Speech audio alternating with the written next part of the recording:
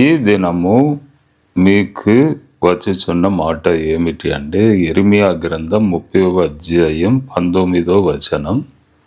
19వ వచనంలో చివరి భాగము నేను చదువుచుండగా మీరు వినండి.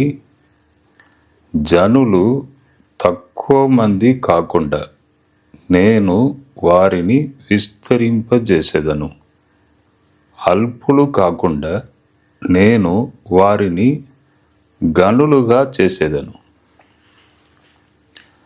ఈ రెండు విషయాలు బైబిల్ గ్రంథంలో ఉన్నవి. ఇది వాగ్దానముగా మీరు తీసుకోవాలి. ఈ దినం యిర్మీయా గ్రంథం 30వ అధ్యాయం 19వ వచనంలో అండ్ తక్కువ మంది కాకుండా నేను వారిని విస్తరింపజేసేదను, తరువాత అల్పులు కాకుండా గనులుగా చేసేదను. ఇవి రెండు కూడా ఈ లోకంలో మనం బ్రతికినప్పుడు అవసరమే. అవును, ఈ లోకంలో ఒకే ఒక జీవితము తొందరగా వెళ్ళిపోవచ్చున్నది. ఈ జీవితంలో మనం సాధించాం అది చాలా ముఖ్యం. చూడండి, లోకాన్ని విడిచి వెళ్ళిన తర్వాత కూడా కొందరి జీవితం మాట్లాడుతూ ఉంటుంది మనతో. మన దేశంలో కూడా గాంధీ గారిని మనం జ్ఞాపకం చేస్తూ ఉంటాం. ప్రతి మనం వాడే నోటు రూపీస్, అన్ని రూపాయల నోటు మీద ఆయన ఫోటో ఉన్నది. అంటే మన దేశం కొరకు చాలా కష్టపడి స్వతంత్రం కొరకు బాగా ప్రయత్నాలు చేశాడని మనము ఎరిగి ఆయన జ్ఞాపకం చేస్తూ ఉంటాం. అంటే గొప్పగా సాధించిన వారిని మనం మర్చిపోలేకపోతున్నాం. 2000 సంవత్సరాల క్రితం దేవుడే ఒక నరుడుగా ఈ భూమికి వచ్చాడు. ఆయన పేరు యేసు. ఆ టైంలో విమానములు లేవు, అప్పుడు లైటింగ్ ఫెసిలిటీ లేదు, డీజిల్ లేదు, పెట్రోల్ లేదు. ఒక దేశంలో ఉంటే ఇంకొక దేశానికి అస్సలే పేరు పోదు.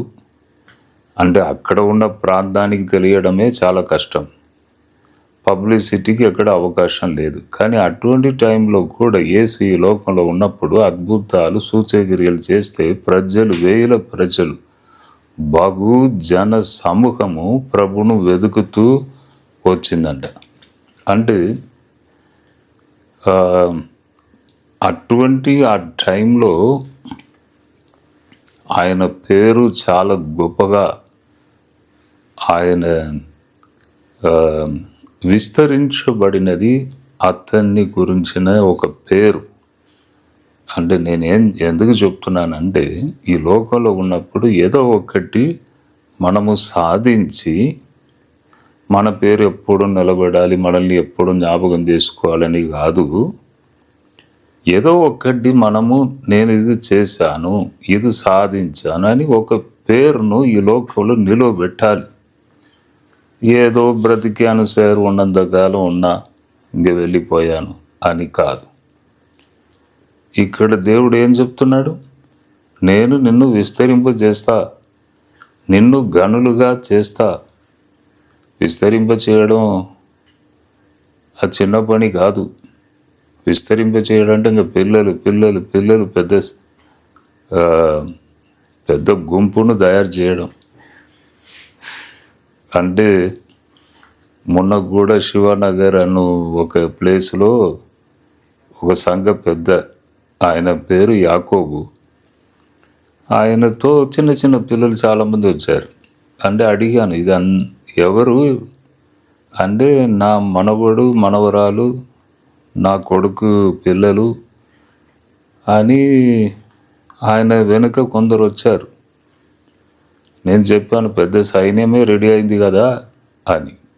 అంటే విస్తరింప చేయడం, పెద్దగా చేయడం అది దేవుడు చేయగలడు. అబ్రహాంకు దేవుడు ఇచ్చిన బ్లెస్సింగ్ అది. అబ్రహాం, నీవు నక్షత్రం లెక్కించగలవా?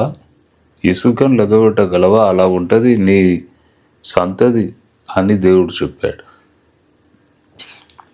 విస్తరించడము దేవుని పని.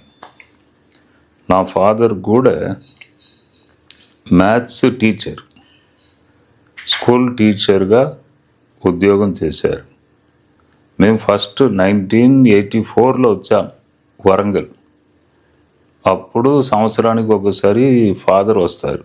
అంటే ఫాదర్ ఏం పెట్టుబడి పెట్టలేదు, ఆయన మా జీవితం, మా కుటుంబం నడవడమే చాలా కష్టం. అప్పుడు జీవితం చాలా తక్కువ ఆ టైంలో. నేను అనుకుంటున్నాను 3,000, 5,000, 7,000 ఇట్లానే ఆ టైంలో నాకు జ్ఞాపకం ఉన్నది నా తల్లికి నా తండ్రికి. కాబట్టి ప్రతి నెల మా జీవితం గడపడమే చాలా కష్టము. మా ఫ్యామిలీ వారు ఏం పెట్టుబడి పెట్టలేదు, కానీ ప్రతి సంవత్సరం వచ్చి ఆయన మ్యాథ్స్ టీచర్ కదా, ఓ పేపర్ పెన్ను తీసుకొని అన్నీ రాస్తారు. ఎన్ని సైకిల్ ఉన్నవి, ఎన్ని సంచులు ఉన్నవి, ఎన్ని మైదా బస్తాలు ఉన్నవి, ఎన్ని షుగర్ బస్తాలు ఉన్నవి అని ఒక పేపర్లో ఇలా రాస్తూ ఉంటారు. పల్లి బట్టి ఎంత ఉంది అంటే తయారు చేసిన గుడ్స్ ఎంత ఉంది, ఇదన్నీ వారు రాస్తూ ఉంటారు. 1 సంవత్సరం రాశారు, 2 సంవత్సరం రాశారు, 3వ సంవత్సరం రాశారు, 4వ సంవత్సరం రాయలేకపోయారు. దేవుడు విస్తరింపజేశాడు. ఒకటి రాస్తే ఒకటి మర్చిపోతున్నారు, ఒకటి చేస్తే ఒకటి మర్చిపోవడం. కాబట్టి అయ్యో ఇంకా స్టాక్ తీయలేము అని చెప్పారు. అంటే విస్తరించడం, ఒక వ్యక్తిని విస్తరింప చేయడం దేవుడే చేయగలడు. కాబట్టి ఇంకొకటి ఏంది, గనులుగా చేస్తా. గనులు కూడా ఎవరు చేయలేరు, దేవుడే చేస్తాడు. గొప్పగా చేయడం, విస్తరించడం, ఇవి 2 దేవుడే చేస్తాడు. కాబట్టి ఈ దినము ఈ వాగ్దానం మీకు వచ్చుచున్నది. నవంబర్ 20 మొన్న పోయింది కదా, నవంబర్ 20 గురించి నేను చెప్పాను. నేను అప్పులలో నలిగిపోయి ఇక్కడి నుంచి వెళ్ళిన దినం అని మీ అందరికీ చెప్పాను. ఆ దినము ఈ వాగ్దానం దేవుడు నాకు ఇచ్చాడు. కాబట్టి నేను 2 స్థలములలో వాక్య పరిచర్య చేశాను. 2 స్థలములలో కూడా ఈ వాక్యమే చెప్పాను. ఆ రోజు నవంబర్ 20 విస్తరింపజేస్తాను, గనులుగా చేస్తా అంటే అందరూ గనులుగా రావాలంటే కష్టం. గనులుగా చేయాలంటే దేవుని కృపను పొందిన వ్యక్తియే గనుడుగా చేయబడతాడు, గనుడుగా. కాబట్టి దేవుని కృపను మనం పొందాలి. దేవుని కృప 9 కృపా వరములు అంటే దేవుని గ్రేస్ను పొందాలి. రక్షణ గ్రేసే, పరిశుద్ధాత్మ గ్రేసే, తరువాత ఈ లోకంలో బ్రతకడం, దేవుని సహాయంతో వెళ్ళడం గ్రేసే, వాడబడడం గ్రేసే. దేవుడు ఇచ్చుచున్న గ్రేస్. దీన్ని పొంది ఈ లోకంలో ఉంటే తప్పకుండా దీవించబడతాము. ఈ వాక్య ప్రకారం దేవుడు తప్పకుండా చేస్తాడు. కాబట్టి ఈ వాగ్దానం మీరు సొంతం చేసుకోండి. ప్రభువా, ఈ వాక్యం ప్రకారం నన్ను, నా ఫ్యామిలీని, నా సంతతిని దీవించండి అని మీరు ప్రార్థించండి. ప్రార్థన చేస్తాం. ప్రభువా, ప్రతి ఒక్కరిని మీరు దీవించండి.